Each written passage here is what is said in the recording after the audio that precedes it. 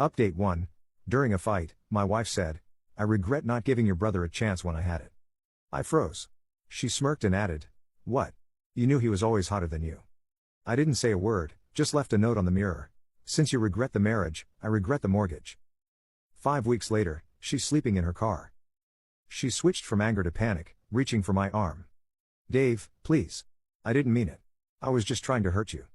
You know Mike means nothing to me." "That's exactly the problem, Diana. You wanted to hurt me. You enjoyed hurting me. And you used my brother to do it." I picked up my suitcase. "Philip will be contacting you about next steps. I suggest you get your own lawyer." She followed me to the door, alternating between threats and tears. I didn't respond to either, just walked to my truck and drove away. I stayed at the hotel for 2 weeks. Diana remained in the house. Legally, I couldn't just kick her out, as Philip explained, regardless of whose name was on the mortgage. During those 2 weeks, I only communicated through Philip.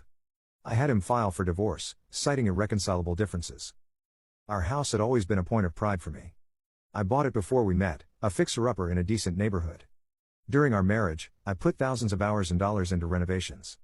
Diana had been enthusiastic about design choices early on, but over the years, her interest shifted to just demanding upgrades, without appreciating the work or cost involved. The most recent demand had been a kitchen renovation that would cost upwards of $30,000, in work I'd been putting in overtime to afford. The text started almost immediately after I left. "Diana, what the F, Dave? You can't just leave like this. This is our marriage, Diana. Answer your phone. You're being psychotic over a stupid fight." I didn't mean what I said. Then, as reality set in, "Please come home. We can talk about this. Don't throw away 12 years. I miss you. Please, Dave. Can we just talk?" I got a new phone number and instructed Philip to handle all communications. Diana's family tried reaching out, mostly to berate me. I blocked their numbers one by one. My brother called, offering support, which surprised me. We hadn't been close in years. After 2 weeks of legal back and forth, I finally agreed to meet Diana face to face. Neutral location. Public place. Philip arranged it, advising me to stick to facts and avoid emotional confrontations. I got there early. Saw her waiting at the coffee shop table, looking smaller somehow. Makeup couldn't hide the dark circles under her eyes. "You look like shit," she said as I sat down. "You don't have the high ground here, Diana." She started in on how I was overreacting, how married people say hurtful things during fights, how one comment shouldn't erase 12 years. I listened until she ran out of steam. "Are you finished?" I asked, opening my laptop. "Because I have some things to show you. First, the mortgage statements, every payment for 12 years from my account. Next, the home improvement receipts, $89,000 over the years, my credit cards. Then, the property tax records. Finally, our prenup. The one her father had insisted on, to protect her interests, because I was just a construction worker, with uncertain prospects. The prenup that specifically listed the house as separate property, not marital property, as it was purchased before our marriage. The prenup that even had a clause about home improvements not creating marital equity, if paid from separate funds. The prenup that her father's expensive lawyer had drafted, thinking it would protect her, never imagining it would instead protect me. "You have 2 options," I said, closing the laptop. "Sign the divorce papers as Philip has drawn them up, or we can let a judge decide. But understand this, according to our prenup, the house remains my separate property. The considerable equity we built is also mine, because I paid for every improvement with my separate funds, which your father's lawyer so helpfully specified in paragraph 12. I've lived there for 12 years, she said. I have rights. We can argue about those rights in court if you want. Philip says even with a prenup, a judge might award you something for the duration of the marriage. But it'll cost both of us thousands in legal fees, and given the clear language in the agreement, you won't get much." I didn't raise my voice. Didn't need to. The couple at the next table definitely heard, from the way they suddenly became very interested in their muffins. She started crying then. "Where am I supposed to go? My salary barely covers anything. You know that. You've been living in the house for 2 weeks while I stay at a hotel.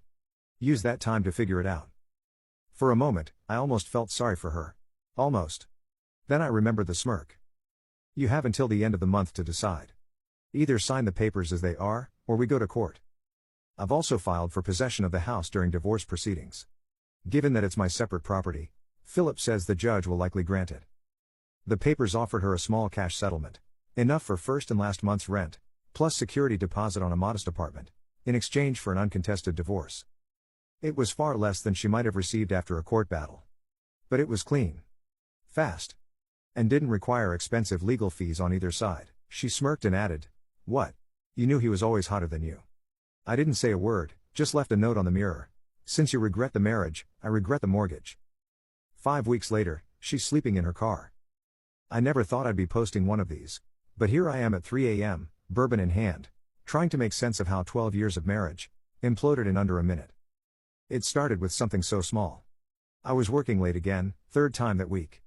Construction project downtown, running behind schedule, and a site manager. That's on me. I got home around 11 p.m., exhausted, covered in dust and sweat. All I wanted was a shower and sleep. Diana was waiting in the kitchen, arms crossed, that look on her face I'd come to know well over the years. The silent treatment first, then the comments about my hours, how I prioritize work over her, the usual stuff. Normally I'd apologize, promise to make it up to her, maybe plan something nice for the weekend. But that night, something in me just snapped. "What do you want from me, Diana?" "The overtime is paying for the kitchen renovation you insisted we needed, the one you said couldn't wait another year." That's when the real fight started. Voices raised, old arguments recycled, that familiar dance of a marriage running on fumes. Until she said it. "I regret not giving your brother a chance when I had it." Everything stopped. The room went quiet, except for the hum of the refrigerator. I must have looked stunned because she smirked, actually smirked, and twisted the knife deeper. "What? You knew he was always hotter than you." For context, my brother Mike and I were never close. 3 years younger, always the charmer, the athlete. Diana met us both at the same party 13 years ago. She chose me, or so I thought. I didn't say a word. Couldn't. Just turned around, went upstairs, locked myself in the bathroom, and sat on the edge of the tub for what felt like hours. Her words played on repeat in my head. Not just what she said, but how she said it. Like she'd been thinking it for years. Like she'd been settling all this time. The next morning, I got up before her. Shower, dress, coffee, routine motions, while my mind worked overtime. This wasn't a heat of the moment comment. This was something she'd been carrying. Maybe fantasizing about my brother, the golden boy. I wrote the note with her lipstick, right on the bathroom mirror where she couldn't miss it. "Since you regret the marriage, I regret the mortgage. Dave." Then I left for work, turned off my phone, and started making calls from my office line. First call, my lawyer Philip. Known him since college. Explained everything, including the state of our finances. Second call, my bank. Third, my brother. Surprisingly, that conversation was shorter than expected. "Mike, did you and Diana ever have a thing?" Silence on the line. Then, "Dave, what's this about? Just answer the question." He sighed. "She kissed me at your engagement party. Said she was having doubts. I shut it down and never told you, because she swore it was just cold feet." Christ, Dave, that was 12 years ago. Fourth call, my boss, requesting emergency personal leave. Fifth call, locksmith. By 5 p.m., when Diana would normally be coming home from her admin job at the dental office, I was sitting in our living room, waiting. I'd already moved my personal belongings to a hotel, and set up mail forwarding. Opened a new personal bank account, where my future paychecks would be directed. Consulted with Philip about the legal process ahead. He cautioned me that despite the house being in my name, we'd need to follow proper legal channels for separation. Looking back, I'm not proud of how cold I was that day. But hearing your wife of 12 years say, "She should have picked your brother," will do things to a man, things that can't be undone. She pulled into the driveway at 5:22 p.m. I watched through the window as she parked. When she entered, I was sitting at the kitchen table, a suitcase packed beside me. My emotions locked down tight. The preliminary separation agreement Philip had helped me draft over the past 10 hours, sat on the table. Not final divorce papers, yet. Those would come later. But the first step. "Diana," I said as she set her purse down, "our marriage is over." She stared at me, mouth open. "What are you talking about? Because of one stupid fight?" "No. Because you showed me who you really are. Who you've always been." I handed her a printed screenshot of our accounts, showing I had transferred my latest paycheck to a new personal account, leaving our joint funds untouched. "I'm staying at the Marriott while we sort this out legally. I've contacted a lawyer." "Are you freaking kidding me?" Her voice rose with each word. "Over a comment? People say things during fights, Dave.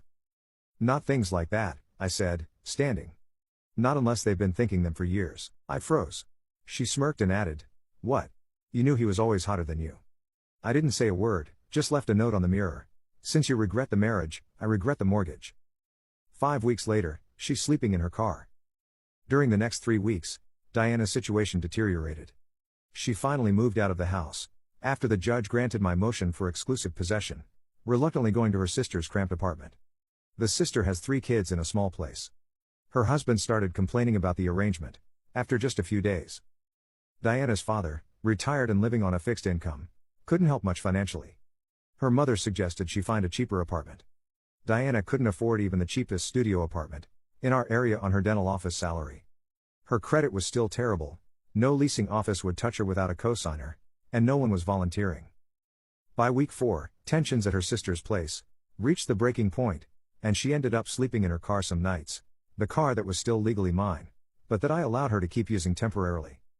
Still refusing to sign the papers, still believing she could wait me out, after consultation with Philip, I went through proper legal channels to reclaim the vehicle. Since it was solely in my name, and Diana had no ownership claim to it, the court approved.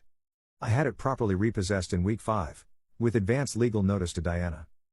That's when she finally broke, showed up at Philip's office, mascara streaked down her face, wearing the same clothes as the day before, and signed everything. The settlement meant she walked away, with enough cash for a small apartment deposit, and first month's rent, plus her personal belongings. Nothing more. My brother later told me he heard through mutual friends that she had tried getting him to intervene on her behalf. He declined.